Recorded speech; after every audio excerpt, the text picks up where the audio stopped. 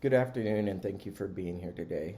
I want to apologize that I couldn't be there in person due to a mechanical issue on my plane.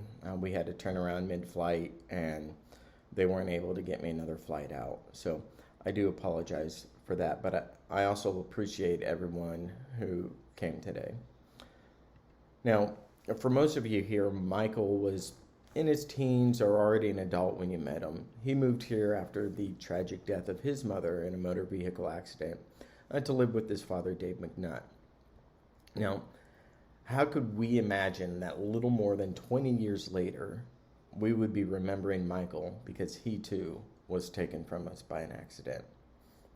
Now, I first met Michael when he was around 3. He was just a tiny little boy, much like he was as an adult. He'd come to spend a couple months with his dad, and I got to experience having a little brother. Now, I honestly don't remember a lot about that time, but I do remember that he was extremely afraid of what he called the red-faced boogie. And being the good older brother that I was, I dressed up as the red-faced boogie and scared the snot out of Michael. Now, I did also try to convince Michael later that he had nothing to fear. Now, there was another time when my parents were out driving around with Michael, and they found a cave. And Michael was still probably about 3 years old. It was during that initial visit. And Dave decided to take Michael into the cave. And this cave was fairly small. Dave, being the good dad that he is, convinced Michael that there was a cave bear in it. And they quickly scrambled out of the cave as fast as they could. But on his way out, Dave managed to rip his jacket. And using that as an opportunity, they convinced Michael that the bear merrily missed Dave, but got his jacket. Now, looking back on it, I guess we spent a lot of time scaring Michael, but there were also occasions where we weren't trying to scare him. Times when, after basic training, I got back and visited, and I'd do some push-up contests with Michael, or times when my mom and Michael would go gather for their weekly date of fries. And during those dates, they would just talk, and my mom would be a mother to Michael. And I'll tell you, although Michael was her stepson, she loved Michael no less than she loved my brother, Billy, or myself. Now, unfortunately, we're all gathered here today because Michael was taken from us too soon. Now, each one of us may react a little differently to grief. Some of us may cry, others think of funny little stories, and other people just try to avoid the situations altogether. My reaction actually surprised me a little bit. I got the call pretty early in the morning. My wife and I were in bed, and we'd been there about an hour. When the phone rang, I just knew that something bad had happened. When I picked up, my mom started talking, and I could hear the grief on the other end of the phone. And my mom told me that Michael had been killed in a car accident. And I talked to him for a little bit, and after we hung up the phone, my wife and I were lying in bed, and my wife asked me if I was okay. And my response to her was, I'm angry. My anger wasn't at Michael, though. My anger was at the situation, and honestly, mostly myself. My anger was because I felt guilty. Now, even though I'd not been behind the wheel or even remotely close to the incident, my guilt was in thinking that perhaps if I had been a better brother, Michael would still be here. Now, logically, I know that there's nothing I can do, but the what if was running through my head. What if I'd been a better older brother? What if I'd been there that day? What if, what if? Now, this may be the thought that many of you are thinking now. What if I'd been a better father? What if I asked Michael to do something else different that day? What if I'd not let him drive? Would things have turned out differently? Now, one thing I've learned over 16 years in the military is just how dangerous the what if game can be.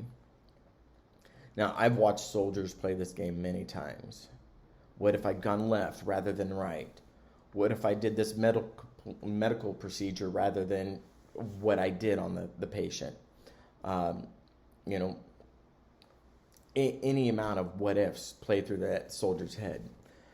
And this question is more than enough to tear a person apart. I've seen it happen to many soldiers. It can make you extremely angry. Also, thoughts of shame can overshadow what's important. It can make you self-doubt or even doubt God. The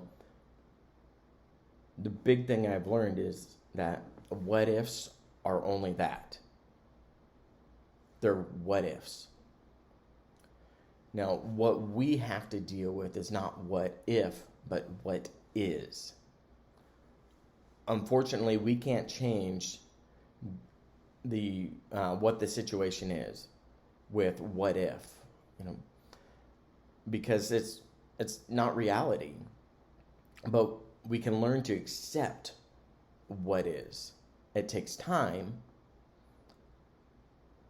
but we can learn to accept the what is.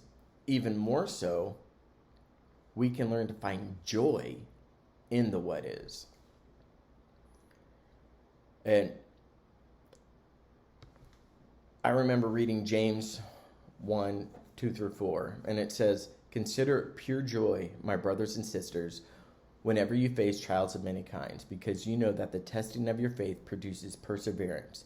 Let perseverance finish its work so that you may be mature, complete, and lacking in nothing."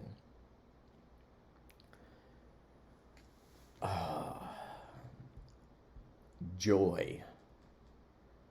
And I remember thinking, how in the world am I supposed to find joy in struggles? How am I supposed to be happy about the trials that I go through? How is it that a parent is supposed to be happy about losing a child or a wife losing her husband? How can I be happy in the pain, in the struggle? Now, I thought about this for a long time. And what I've come to learn is that joy and happiness are not the same thing. They're not. See, happiness is a fleeting emotion. It's here 1 minute and gone the next. But joy comes from contentment. Joy comes from time spent, the love given, and the love received. Joy can be a constant and presence even in the sadness and grief. Joy can be a great comfort. Joy can also be a source of hope, and that hope can be a source of joy. Now, today I'm here with you in spirit, but I stand here with joy. I have joy because of all the times that I had with Michael. I have joy because the memories, both good and bad, and I have joy because I have hope, and my hope is in Christ. Years ago, I was on a men's retreat with many of the men that go to this church, and something the preacher said has stuck with me for probably 30 plus years. And the preacher asked, "Why do you serve Jesus?" And he went on to say that many people have said, "Oh, I serve Jesus because he makes me happy." Or, I serve Jesus because he's blessed me. Or even, I serve Jesus because he's given me a wonderful home in life. But what happens when you wake up and you're not happy anymore? What happens when a storm comes and takes away all your stuff? What happens when you get a phone call in the middle of the night and find out your brother has been killed in a car accident? Why serve Christ then when he allows such pain and tragedy in our lives? Well, I serve Jesus because I believe that God allows us to go through difficult things for many reasons. Maybe he's trying to teach us something. Maybe he's trying to humble us. Maybe he also ordains difficult experiences for us to help us grow. Or other times we need to experience the pain so that we can help somebody else in the future. However, the main reason that I serve Christ is because I have hope. I have hope that one day I will be welcomed into heaven and all the pain and all the sadness that I've experienced on this earth will be gone. I hope that one day I will be reunited with my loved ones who believe in Jesus. And I hope that one day Christ will return and everything will be made new. And today, I have hope that one day I'll be able to stand next to my brother and I'll be able to give him a hug as he tells me, welcome home.